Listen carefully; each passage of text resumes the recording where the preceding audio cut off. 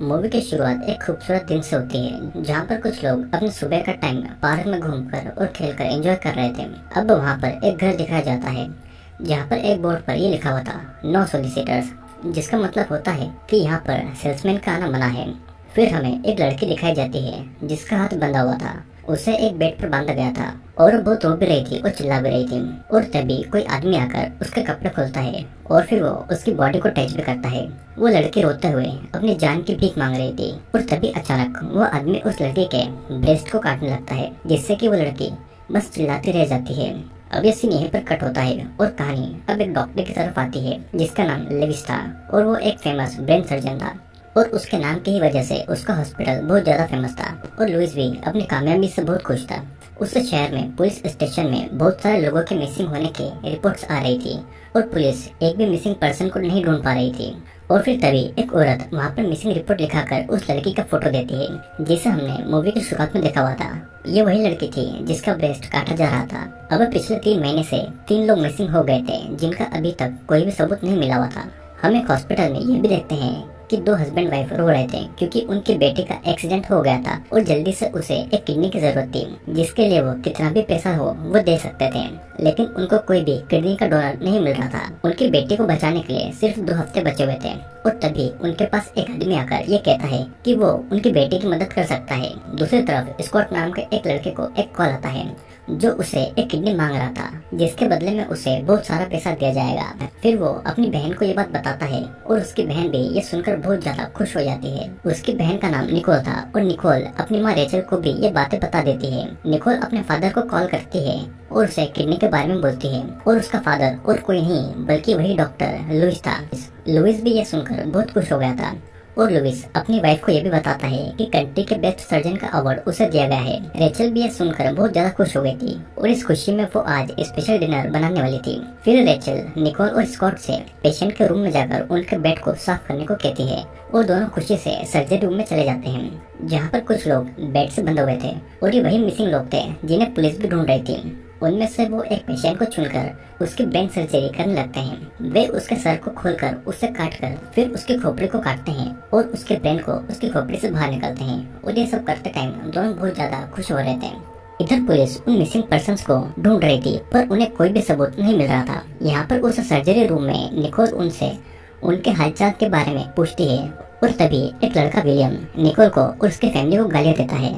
तब Nicol William के कटे हुए हाथ को दबाती है जिससे कि विलियम दर्द के मारे बहुत चिल्लाता है और फिर निकोल और स्कॉट विलियम को पकड़कर उसकी जीवान काट देते हैं और बाकी मरीजों से कहते हैं कि अगर किसी ने उनकी फैमिली को गाली दी तब वो उसकी भी जुबान काट देंगे। अब फिर हमें एक ऑफिस में मार्विन नाम का एक आदमी दिखाया जाता है जो कि अपने लोगों से बिजनेस को आगे ले जाने के लिए उन्हें टिप्स दे रहा था। मार्विन मिंडी नाम की एक लड़की को घर घर जाकर अपनी कुकीज बेचने को कहता है और मिंडी मैप में घरों को देखकर वहाँ पर जाने के लिए निकल जाती है। इधर पुलिस गायब हुए लोगों का केस देख रही थी और उन सभी लोगों की जॉब भी अलग अलग थी तो चाहकर भी उन मिसिंग लोगों का एक दूसरे के साथ कोई भी कनेक्शन नहीं था। यहाँ पर मिंडी लुइस के घर में कुकीज बेचने के लिए आई हुई थी और उसकी कुकीज बिक जाए इसीलिए वो खुद को थोड़ा हॉट दिखाती है और वो अपनी वेडिंग रिंग को भी निकाल देती है। दरवाजे पे फिर स्कॉट आता है और मिंडी उसे अपने बारे में बताती है।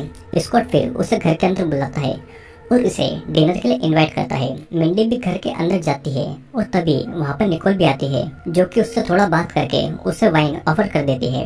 वहाँ पर रेचल भी अब आ गई थी और वो आकर मिंडी से बहुत अच्छे से बात कर रही थी और बात हुई बातों में रेचल और निकोल को ये पता लगता है कि मिंडी कहाँ पर आई है किसी को भी नहीं पता है। निकोल किचन में आकर स्कॉट को भी ये बताती है कि किसी को भी नहीं पता है कि वो कहाँ पर आई हुई है, जिसे स्कॉट सुनकर बहुत ज्यादा खुश हो गया था।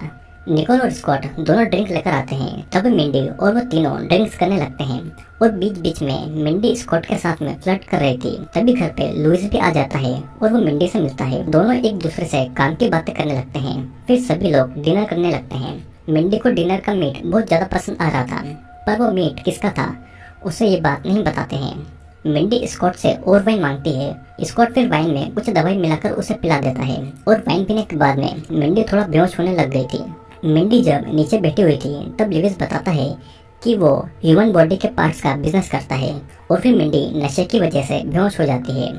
अभी वे लोग मिंडी को भी नीचे बेसमेंट में लेकर उन पेशेंट के साथ में रख देते हैं और फिर सभी किडनी डोनर के लिए जैक नाम के एक पेशेंट को सिलेक्ट करते हैं सभी फिर जैक की किडनी निकालने लगते हैं और लुइस साथ ही साथ अपने बच्चों को भी ऑपरेशन करना सिखा रहा था। अब इस बार पुलिस हॉस्पिटल्स में मिसिंग पर्संस के बारे में पूछताछ करने जाती है। वो वहाँ पर उन डॉक्टर्स को मिसिंग पर्संस की फोटोज दिखाते हैं, पर हॉस्पिटल वालों को उन सभी के बारे में कुछ भी नहीं पता था। अब पुलिस वहाँ से चली जाती है और तब वहाँ पर लुइस का आदमी किडनी डिलीवर करने आता है। तभी उस आदमी को दिखाई देता है कि एक और परिवार को अपने बच्चे के लिए एक हार्ट की जरूरत थी। वो आदमी कॉल करके ये बात स्कॉट को बता देता है। स्कॉट ये बात अपनी फैमिली को बताता है और ये सब ये सुनकर बहुत ज्यादा खुश होते हैं, क्योंकि इन सब से उनके पास बहुत ज्यादा पैसा आने वाला था। निकोल और रेचल ने तो अपनी शॉपिंग की लिस्ट भी बना ली थी। अब फिर स्कॉट किसी के बॉडी के कंकाल को मशीन में पाउडर बना रहा था। वे यहाँ पर लोगों के इम्पोर्टेंट बॉडी के पार्ट्स को बेच देते हैं और जो पार्ट्स नहीं बिकते हैं वे उन्हें खा लेते हैं और कंकाल का पाउडर बना देते हैं, जिससे कि कोई भी सबूत नहीं बचता और इसीलिए अभी तक नहीं पकड़े गए थे। अब सीन कट होता है और निकोल घर का सामान लेने के लिए जाती है और रास्ते में उसे ऐसा लगता है कि कोई उसका पीछा कर रहा है और तभी अचानक एक आदमी वहाँ पर आकर निकोल को पीछे से पकड़ लेता है। वो निकोल को एक दीवार पर धकेल देता है और तब निकोल का एक इयररिंग वहाँ पर गिर जाता है। वो आदमी उसका रेप करना चाहता था, पर निकोल खुद उस आदमी को सेड्यूस करने लगती है और वो अपने शर्ट के बटन खोलकर अपने बॉडी के पार्ट्स को उसे दिखाती है। फिर निकोल भी उसकी पैंट खोल के उसे प्रेशर देने लगती है और तभी अचानक निकोल एक चाकू निकालकर उस आदमी का प्राइवेट पार्ट भी काट देती है। वो आदमी दर्द से बहुत चिल्लाता है और फिर निकोल चाकू से उसका गला काटकर उसका प्राइवेट पार्ट कच्चाई खा जाती है। अब कुछ देर के बाद में पुलिस को भी उस बॉडी के बारे में पता लग गया था और पुलिस भी ये देखकर हैरान थी कि उसका प्राइवेट पार्ट कटा हुआ है और वो कहाँ गया है। अब पुलिस क्राइम सीन को देखने जाती है, तब उन्हें वहाँ पर निकोल की इयररिंग मिल जाती है, तो वो उसे एग्जामिन करने के लिए लैब में भेज देते हैं। इधर बेसमेंट में मिंडी होश में आकर चिल्ला रही थी। वो बहुत डरी हुई थी और उसे कुछ समझ नहीं आ रहा था कि यहाँ पर क्या चल रहा है। तभी वहाँ पे कैद प्रिंसिला नाम की एक औरत ये कहती है कि चिल्लाने से कोई भी फायदा नहीं है, कोई भी तुम्हारी आवाज़ यहाँ से नहीं सुनेगा और ना ही हम यहाँ से कभी भाग पाएंगे। विलियम कहता है कि हम सभी लोग मरने वाले हैं और प्रिंसिला ये पूछती है कि तुम यहाँ पर कुछ बेचने आई थी, जिस पर मिंडी हाँ कहती है। अब जैक उससे पूछता है कि क्या किसी को तुम्हारे बारे में पता है कि तुम कहाँ पर आई हो, और मिंडी कहती है कि इस बारे में किसी को भी नहीं पता है। विलियम आगे कहता है कि तब तो हमें कोई भी नहीं बचाने आएगा। मिंडी ये समझ नहीं पाई थी कि लुइस डॉक्टर है और रेचल नर्स, फिर वो लोगों को ऐसे क्यों किडनैप करके रखते हैं और किडनैप हुए लोगों को कोई भी क्यों नहीं ढूंढ रहा था। मिंडी को उनकी बातों से ये पता लगता है कि वे सिर्फ उन्हीं लोगों को किडनैप करते हैं जिनका आगे पीछे कोई न हो, या फिर किसी को भी इस बारे में पता नहीं हो कि वो लास्ट टाइम कहाँ पर गए थे। प्रिंसिला मिंडी से कहती है कि वे लोग हमारे बॉडी के पार्ट्स को बेच देते हैं, कि उससे भी बुरा तो ये है कि वे सभी कैनिबल्स हैं, मतलब कि वे इंसानों को मांस खा जाते हैं। अब मिंडी को भी ये समझ आ गया था कि उस दिन जिस मीट की वो तारीफ कर रही थी वो असल में इंसानी मांस था और वो इंसानी मांस खा रहे थे। अब स्कॉट लुइस को लास्ट मंथ की इनकम दिखाता है, जो कि ह्यूमन बॉडी के पार्ट को बेचकर आए हुए थे, जिसे देखकर सभी बहुत खुश थे। फिर लुइस और रेचल कहीं पर बाहर जाने वाले थे, तो वो रात के खाने के लिए स्कॉट और निकोल को इंसानी मांस रेडी रखने को कहकर वहाँ से चले जाते हैं और दोनों बच्चे रात के खाने के लिए बहुत ज्यादा खुश थे और वे बेसमेंट की तरफ चले जाते हैं। बेसमेंट में मिंडी उनसे झूठ कहती है कि उसके बॉस को पता है कि वो कहाँ पर है और वो उसे बचाने के लिए पुलिस को भेज देगा, लेकिन उनको भी पता था कि मिंडी झूठ बोल रही थी। निकोल स्कॉट से मिंडी को ऑपरेशन रूम में ले जाने के लिए कहता है और ये सुनकर मिंडी बहुत ज्यादा डर गई थी। वो कहती है कि मेरे सारे पैसे तुम रख लो और ये किसी को मैं यहाँ से जाने के बाद में किसी को कुछ भी नहीं बताऊंगी। और तभी स्कॉट कहता है कि हमें हमारे फैमिली का बिजनेस भी तो चलाना है और डॉक्टर की नौकरी में कहाँ पर ज्यादा प्रॉफिट होता है। और निकोल विलियम को चिल्लाते हुए कहती है कि उसकी जीभ को पकाकर खाने में कितना ज्यादा मजा आएगा। फिर ऑपरेशन रूम में मिंडी को एक बेड पे हाथ पैर फैलाकर बांध दिया जाता है। मिंडी स्कॉट से अपनी जान की भीख मांग रही थी और स्कॉट मिंडी के हाथ और पैर पर मॉर्फिन का इंजेक्शन लगा देता है और फिर वो उसके हाथ और पैरों के 2 टुकड़े कर देता है, लेकिन वो चिल्लाती रह जाती है और उसका हाथ एक कुल्हाड़ी से काट दिया जाता है और मिंडी दर्द से वहीं पर बेहोश हो जाती है। अब रात को पूरा परिवार मिंडी के बॉडी के पार्ट्स को मसाला लगाकर बना रहा था और वे सभी रात के खाने के लिए बहुत खुश थे और आखिरकार एक कैनिबल के लिए सबसे ज्यादा पसंदीदा इंसानी मांस होता है। इधर पुलिस को एक ज्वेलरी की शॉप से ये पता लगता है कि निकोल का वो इयररिंग पूरे शहर में बस एक ही है और अब शायद ऐसा हो सकता है कि निकोल पकड़ी जाए। अब एक लेडी पुलिस ऑफिसर को यह ध्यान में आता है कि मिसिंग हुए सभी लोग अपनी जॉब के लिए ऑफिस से बाहर काम करने जाते थे, लेकिन अभी तक किसी की भी डेथ बॉडी का एक भी टुकड़ा नहीं मिला था। तो इसीलिए पुलिस कुछ भी पता नहीं कर पा रही थी। इधर डिनर टेबल पर सभी बड़े चाव से मिंडी के बॉडी के पार्ट्स को खा रहे थे और मिंडी की उंगलियों के मांस को स्कॉट बहुत ज्यादा पसंद करता है। अचानक कोई उनके दरवाजे पर आता है और दरवाजे पर वही दो पुलिस ऑफिसर थे जिनका नाम राल्फ और जूली था और वे उन मिसिंग लोगों के बारे में पूछने के लिए आए हुए थे, पर उनको वहाँ से कोई भी सुराग नहीं मिलता तो वे वहाँ से चले जाते हैं। अब रात को खाना खाने के बाद में वे सभी अपनी नेक्स्ट हार्ट की डिलीवरी के लिए विलियम को सिलेक्ट करते हैं। निकोल विलियम को एनेस्थेसिया देती है और वो बेहोश होने लगता है। वे लोग विलियम को ऑपरेशन रूम में लेकर जाते हैं और फिर उसका दिल निकालने लगते हैं। लुइस निकोल को ये सारी सर्जरी सिखा रहा था। वो कहता है कि वो किसी एक की लाइफ बचाने के लिए किसी दूसरे की जान ले रहे हैं, लेकिन असल में वे किसी की जान बचा भी नहीं रहे थे। वे तो बस अपने पैसे बना रहे थे और इंसानी मांस को स्वाद लेकर खा रहे थे। लुइस ने तो दुनिया के सामने अपना नाम कमा ही लिया था कि वो बेस्ट सर्जन है। अब दूसरे दिन वही दो पुलिस ऑफिसर राल्फ और जूली उसी ज्वेलरी शॉप में पूछताछ करने के लिए जाते हैं और वहाँ से उन्हें पता लगता है कि वो इयररिंग 4 लोगों ने लिया था और जिस कस्टमर ने पेमेंट किया था जूली उसका एड्रेस मांगती है। इधर बेसमेंट में विलियम का दिल निकाल लिया गया था और उन लोगों ने उसे मशीन की मदद से जिंदा रखा हुआ था ताकि उसके बाकी के बॉडी के पार्ट्स भी जरूरत के टाइम काम में ले लिया जाए। विलियम को देखकर बाकी सब भी बहुत ज्यादा डरने लगते हैं कि पता नहीं अब उनके साथ में क्या होगा। वे लोग वहाँ से भाग भी नहीं सकते थे क्योंकि लिवेस के परिवार ने उनका एक हाथ और एक पैर काट कर रखा हुआ था ताकि वे कभी भी यहाँ से भाग नहीं पाए और अगर वे भागते हुए पकड़े भी जाएं तो उनके जख्मों पर और ज्यादा दर्द बढ़ने की मेडिसिन उनको दी जाएगी।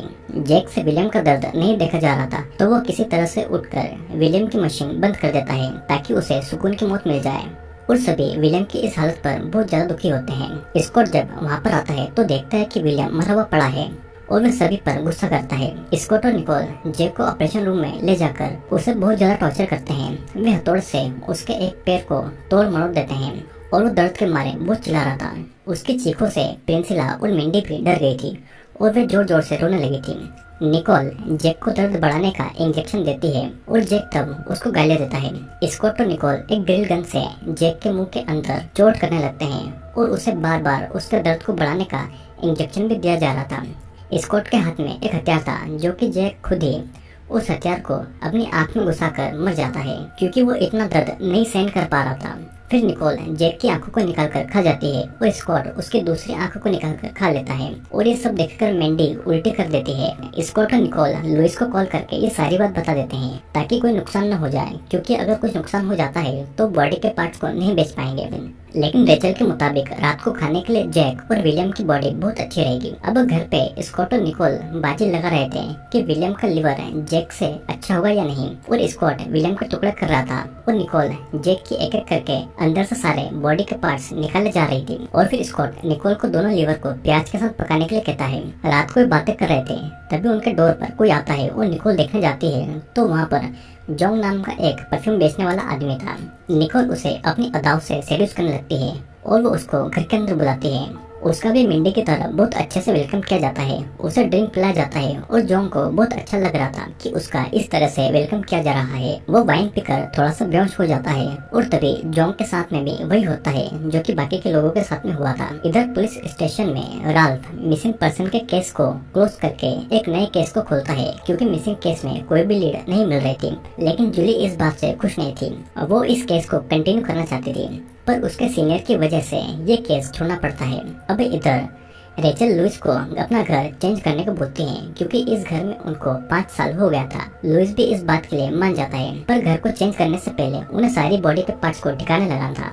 बेसमेंट में स्कॉट किसी लड़की के ब्रेस्ट को ग्राइंड कर रहा था और उसने जोंग का भी एक पैर काट दिया था और उसे पकाने के लिए ले गया था। जोंग कहता है कि उसे ढूंढते हुए लोग जरूर आएंगे और यहाँ पर निकोल कहती है कि हमारे घर के बाहर ये लिखा हुआ है नो सोलिसिटर्स, तो ये देखकर कोई भी तुम्हें यहाँ पर ढूंढने नहीं आएगा। लुइस सभी पेशेंट की हेल्थ चेक करता है और मिंडी उनको छोड़ देने के लिए कहती है। लुइस उन्हें छोड़ता भी कैसे? उसे उनकी बॉडी पर निकोल को सर्जरी जो सिखानी थी उससे उनके बॉडी के पार्ट्स बेचने थे और नाम भी कमाना था जो कि लोगों की जान बचाता है। प्रिंसिला उससे कहती है कि तुम लोगों को ही खा जाते हो। तब निकोल ये कहती है कि हम तुम्हें खा रहे हैं, न कि जानवर के मांस को खा रहे हैं। और इस तरीके से वे जानवरों को भी बचा रहे हैं और नेचर को भी बचा रहे हैं। वे किसी भी बॉडी के पार्ट्स को फेंकते नहीं हैं, सब किसी न किसी तरीके से यूज करते हैं। अगर हम बुरे हैं तो तुम भी बुरे हो, जो कि नो सोलिसिटर्स का बोर्ड देखकर भी हमें डिस्टर्ब करने आ गए थे और इसीलिए अब तुम्हें यहाँ पर आने की सजा मिल रही है। उसी रात को लुइस के घर पर एक चोर आता है। वो घर पे चोरियां करने लगता है और फ्रिज से मीट निकाल कर खा जाता है, पर वो उसे अच्छा नहीं लगता है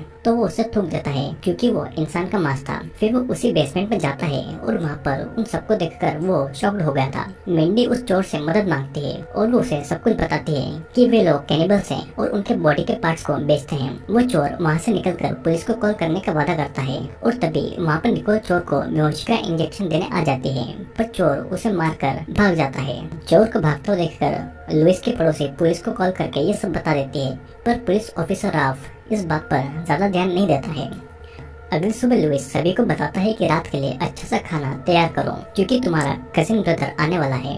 रेचल फिर स्कॉट और निकोल को मांस रेडी करने को कहती है और स्कॉट बेसमेंट में जाकर किसी के कटे हुए बॉडी के पार्ट के टुकड़े करता है और रात को उसी को मसाला लगाकर पकाया जाता है। सभी रात के खाने के लिए बहुत ज्यादा खुश थे और तभी डोर पर उसका कजिन आता है और वो और कोई नहीं बल्कि पुलिस ऑफिसर राल्फ था और पहले से ही राल्फ उनके साथ में मिला हुआ था। राल्फ फिर वहाँ पर निकोल का इयरिंग लेकर आता है जिसकी वजह से वो पकड़ी जा सकती थी और राल्फ ने ही आइडिया लगाकर उस केस को बंद कर दिया था।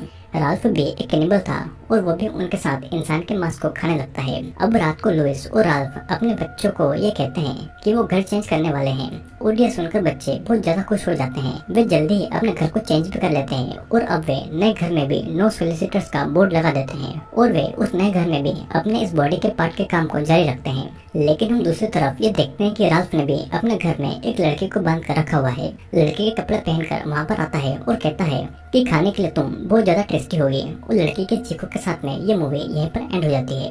तो दोस्तों ये मूवी एक ऐसे डॉक्टर के बारे में है जो कि अपनी रियल लाइफ में तो बहुत अच्छा सर्जन था, लेकिन वो एक और काम करता था, लोगों के बॉडी के पार्ट्स को ब्लैक मार्केट में बेचने का। और इसीलिए वो ऐसे लोगों को चुनता था जो कि अक्सर सेल्समैन हुआ करते थे क्योंकि किसी को भी ये पता नहीं होता था कि आखिरकार वो कहाँ पर जा रहे हैं। जिस पुलिस ऑफिसर के हाथ में ये केस आया वो भी लुइस की तरह कैनिबल था और वो भी इंसान के मांस को खाता था। तो आई होप दोस्तों आपको ये वीडियो जरूर पसंद आया होगा। वीडियो अगर पसंद आया हो तो लाइक शेयर और सब्सक्राइब जरूर कर लेना क्योंकि मैं जल्द ही ऐसे ही इंटरेस्टिंग वीडियोस लेकर आने वाला हूँ।